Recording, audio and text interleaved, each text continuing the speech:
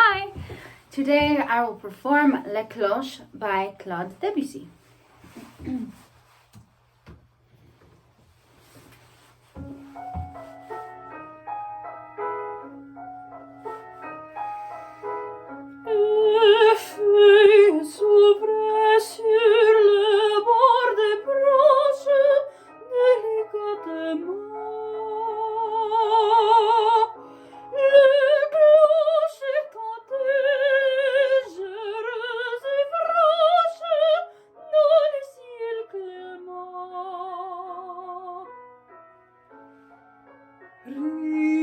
Rythmique et fervent comme une Indienne s'éloigne à l'appel, murmure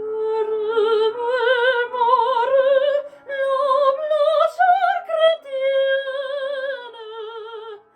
des fleurs de la terre.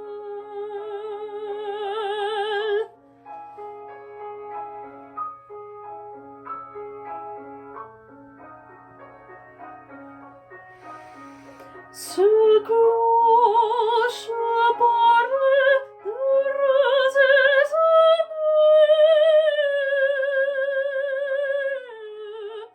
et dans le grand vent semblait reverdir les feuilles fanées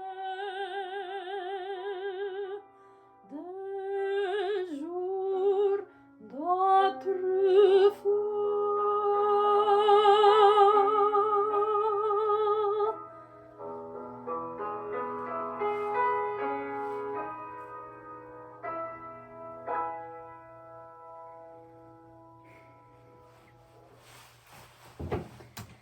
Great! Alrighty then. So, Les Cloches by Debussy. So first of all, a little bit about Debussy. Debussy was an impressionist artist who made his style distinct from other French composers. He had a very specific way of telling a story through music, and although the way he did it was never obvious, you could still grasp the story through feelings. If he was a painter, because as we discussed in class, he was considered the Van Gogh of music, of French melody. If he was a painter, he would use emotions instead of colors to depict the picture, and Les Cloches is absolutely no exception to that. Okay, so talking a little bit about the melody, the melodic contour of this piece rises and falls with extreme legato phrases. It ascends and descends chromatically in a swelling motion. I think what makes the piece just so juicy and is all of the tension that is used in the chromaticism. So, for example, like the phrase,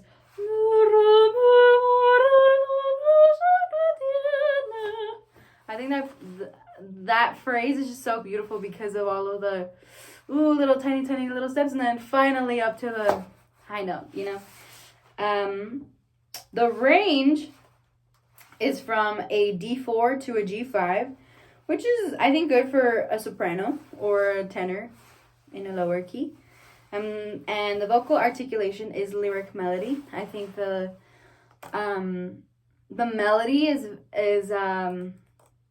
important in this song. I think the words are equally as important, but I think the melody more so because of just all of the luscious and rich long phrases that he's written. And I think that so talking about all of those really intense phrases, they should be sung with lots of like emotion and passion, because it gives the song a large sense of like longing and nostalgia, which is essentially what the song is about. So now talking about the harmony a little bit, the song begins in C sharp minor and modulates to its relative major key, which is E. This key change is slightly introduced in earlier measures in the bass line of the piano before ultimately changing completely in measure 31, giving the song a very different attitude.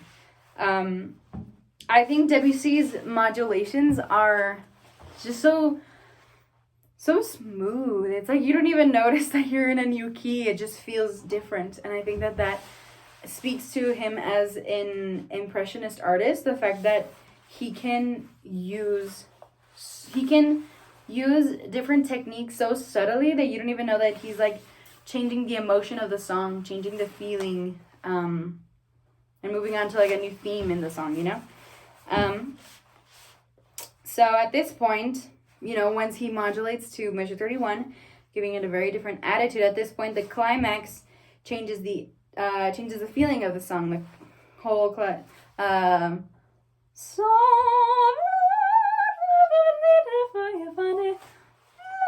that high note, I feel like it just gives it's just so open and free,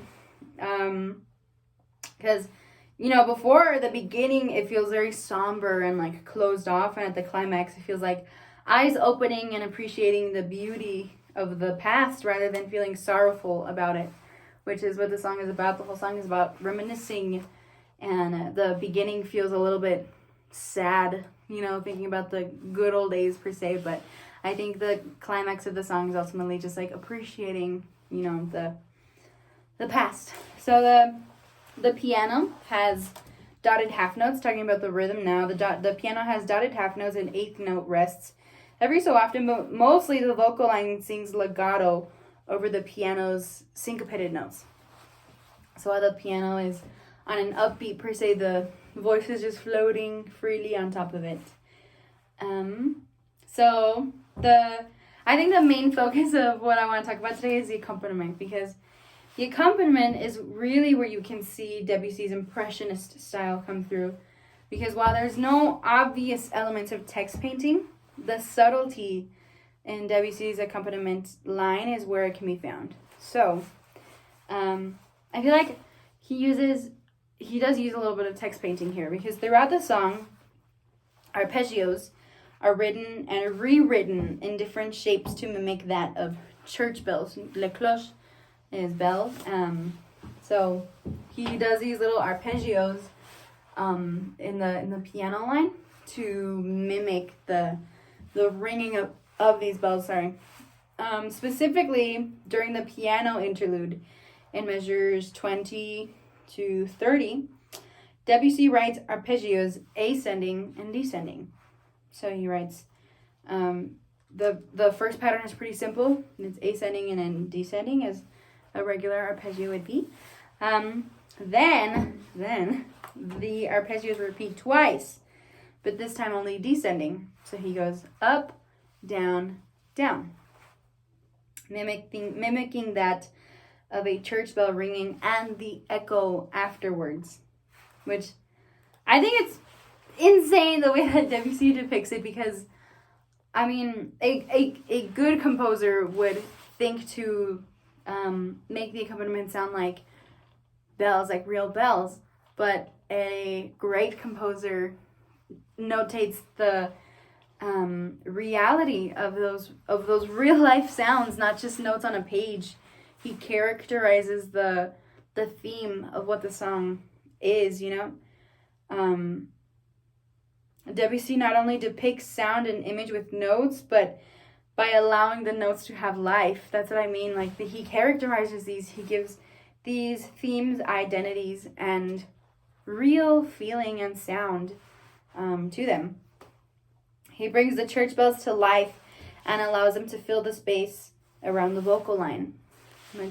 And plus the vocal line is just so rich and velvety even, you know. So I feel like these little arpeggios that he adds during the interlude just they just even elongate that feeling, elongate the just tension and push and pull that the vocal line has. These arpeggios plus the little melodic line that the right hand has over these arpeggios happening in the left, so good, and it just brings so much emotion out, and that's what real music is. I think that, you know, real music is not only about creating a good song, it's about creating a story within the song and evoking feeling, you know. That's why I wanted to talk about the accompaniment. So I feel now talking about the text, because I feel like the text is really what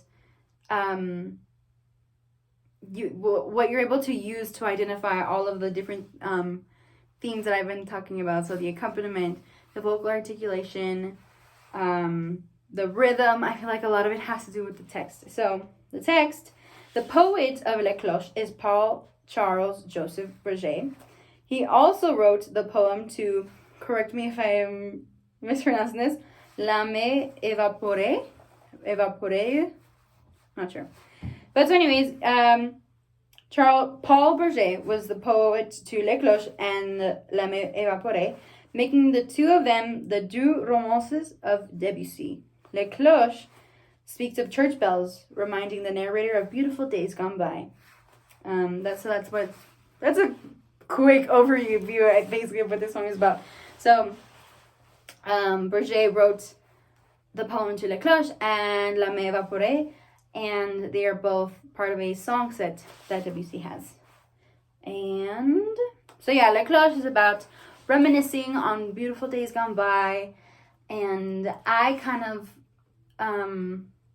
interpreted it as maybe an older woman like looking back on her life and appreciating them. And I feel like the first part of the song is maybe a little bit sad, maybe a little bit longing to go back to those days, but ultimately at the climax of the song, the really big high note, it's just loving and appreciating those beautiful memories that were created back then. So what I want to correlate the words with the accompaniment is this point right here. So Debussy's application of church bells throughout the song relates to the poem in a sense of memories echoing in the narrator's head as they reminisce on their life. So we talked a little bit about the accompaniment and how Debussy uses arpeggios to mimic the echoing of church bells. And I thought to myself, why would he, first of all, genius writing, but why else would he write echoes, you know? And I thought, you know, memories echo and ring in your head as you're recalling something, you know? So I thought the whole idea of bringing these church bells and the memories together was genius and beautifully done. So that's how I wanted to correlate the two, the text and the accompaniment. So talking about the form of the song is through composed, since each verse is different. As the story progresses, the music progresses with it, till ultimately ends and the music dies at the end. It dies very softly, just as memories can be fleeting. Les Cloches seems like a simple song at first glance, but through thorough analysis of the music and the text, a beautiful story arises. The song is a work of art, in my opinion, and should be listened to as one looks at a piece of art in a museum, just appreciating every fine and minute detail.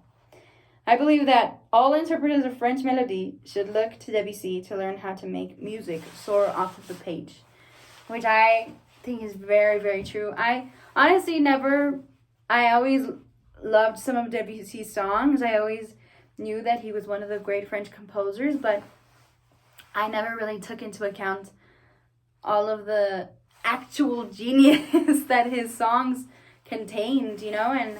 And I felt that as I was analyzing this song, each time I heard it, each time I ran through it, each time I looked at every single note, every single articulation, I just found something new, something different and fresh. Each time that I analyzed it, it was always something new to spark my attention and grasp it, you know?